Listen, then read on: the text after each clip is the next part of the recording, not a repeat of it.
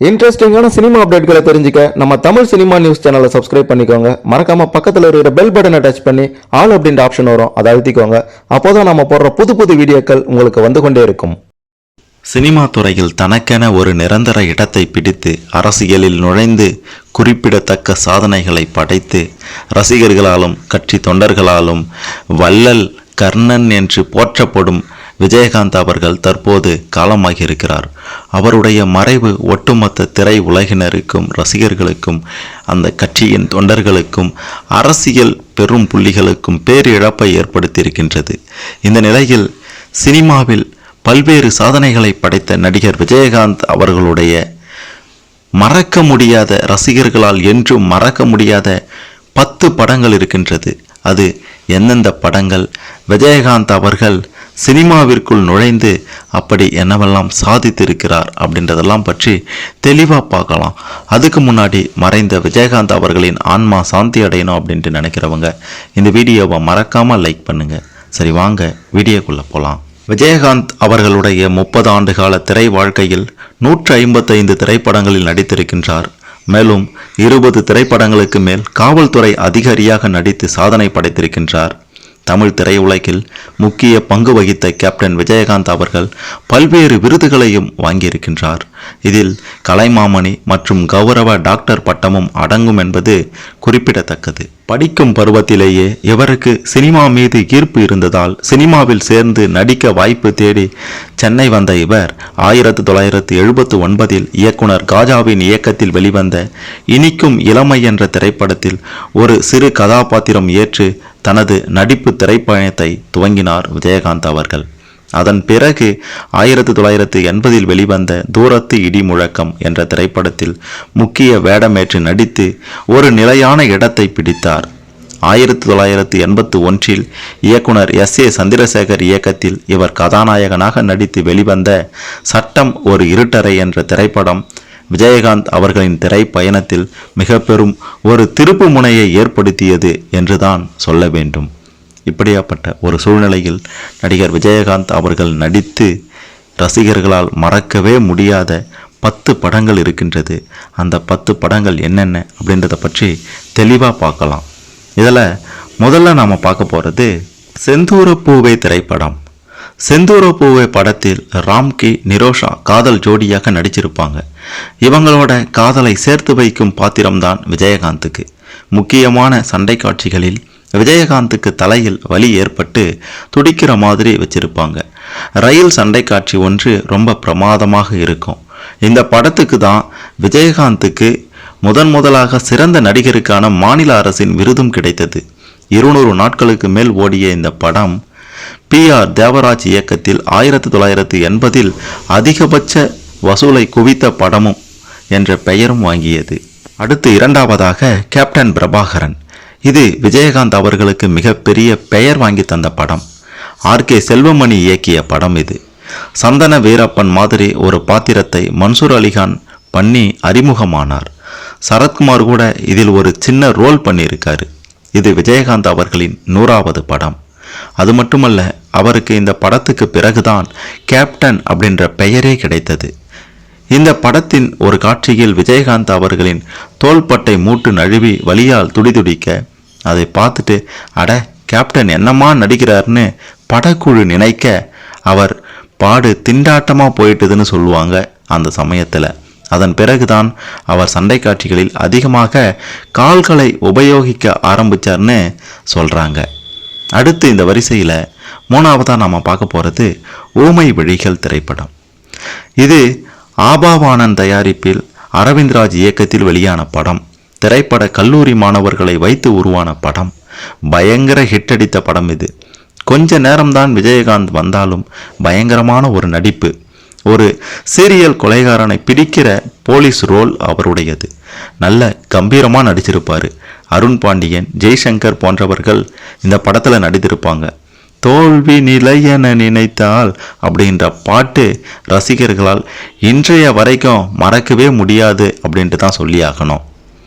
அடுத்து இந்த வரிசையில் 4வதாக நாம் பார்க்க போகிற படம் வானத்தை போல.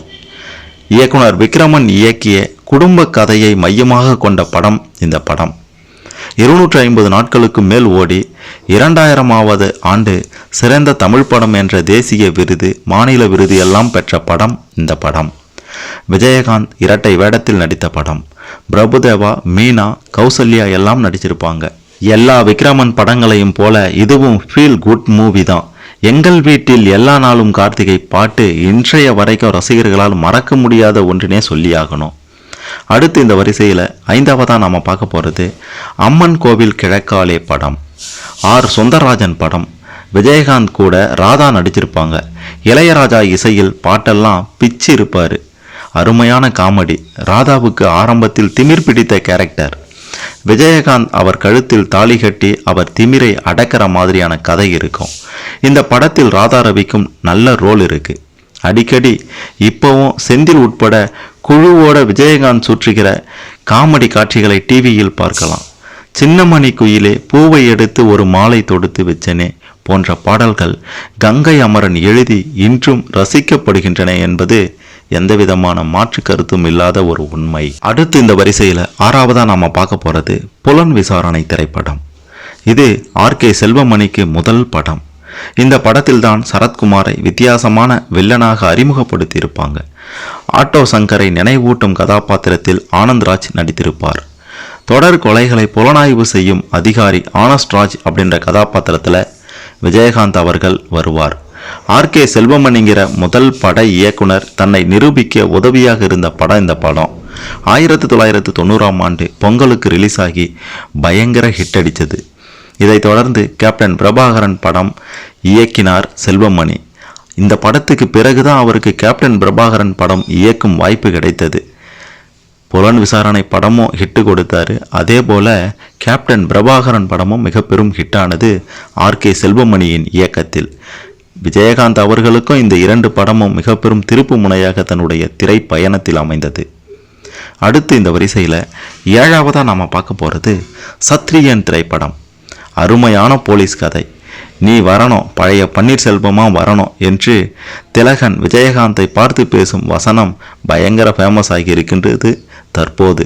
இது மணிரத்னம் தயாரிப்பில் அவரது உதவியாளராக இருந்த கே. சுபாஷ் இயக்கிய படம். இந்த படத்திற்கு இளையராஜா அவர்களின் இசை. மாலையில் யாரோ மலரோட பேச என்கிற அழகான பாட்டு ஸ்வர்ணலதா பாடியிருப்பாங்க.